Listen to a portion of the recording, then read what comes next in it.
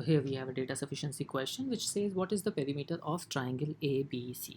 So to answer this question, we need to know several properties about the triangle, and then we should be able to answer this question. So let's just start looking at the given input. The first statement says that two sides of triangle ABC are 6 and 12. Now, with two sides 6 and 10, the third side, if we say x, then there are many possibilities for x. Now we can think of a property that sum of the two sides is greater than the third sides, which gives us two possibilities that 6 plus x is greater than 10. That's one condition. And 6 plus 10 is greater than x. That gives us that x has to be greater than 4 and x has to be smaller than 16, which means in totality we found that x can be anything between 4 and 16. But that is certainly not sufficient, because until unless we know the exact value of the length of the third side, we won't be able to answer the question. So the discussion of this statement suggests us that option A and option D can be ruled out at this stage, and now we have to move on to the discussion of the next statement. The next statement says that area of the triangle ABC is 24 square units. Now this is a statement that's really crucial for us to understand in depth. Now we have to think about a possible case of triangle which has two of the sides, which has area 24.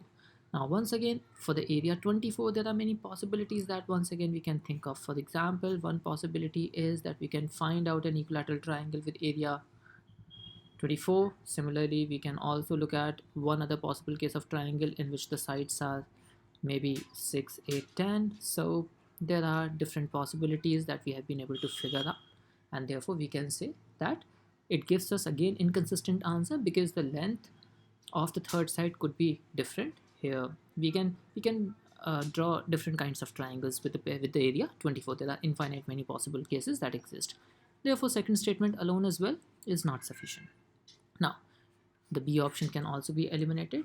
Now the important part comes in when we have to see these two statements together. When we have to see these two statements together, now we have to think of a possible triangle which has two sides equivalent to the length of 6 and 10, and the area should be 24 units. Now the question is, how do we imagine such kind of figures? So that is what I'm just going to tell you, because that's an important thing we must understand. To form the possible triangles with the given inputs, what we do is that we have two sides 10 and 6. So the first thing that I'm doing is I'm drawing a line of length 10 units. Let's call it that it has length 10. And now I'm going to draw a circle of radius 6. So what it gives us is, let's assume that this is the circle which has radius 6. Now there are different possibilities that we can form, and every possibility will stick to the given input, that is 6 and 10. For example, now we can think of one possible triangle. This line will be 6 and the bottom line is 10, and the third side, which is this line, will keep on changing. But now the question is, we have to find the possible cases in which the area is 24.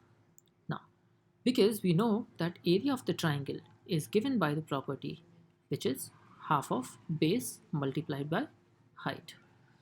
So according to this condition, according to this construction, we have assumed that this is 10 and the circle has radius equal to 6, so that the other side is always of 6 units length, which will be equal to the radius of the circle. So considering this as base, we can say that half of 10 multiplied by height should be equal to 24. That means the height should be equal to 4.8. Now this is something that's really important for us to imagine. Now that we have got the height is equal to 4.8, the 4.8 height, that means from this line we have to go 4.8 units above. Now I'm drawing a line because this point is 6 units above, so I can imagine that a line something like this will have a distance of 4.8 from our base.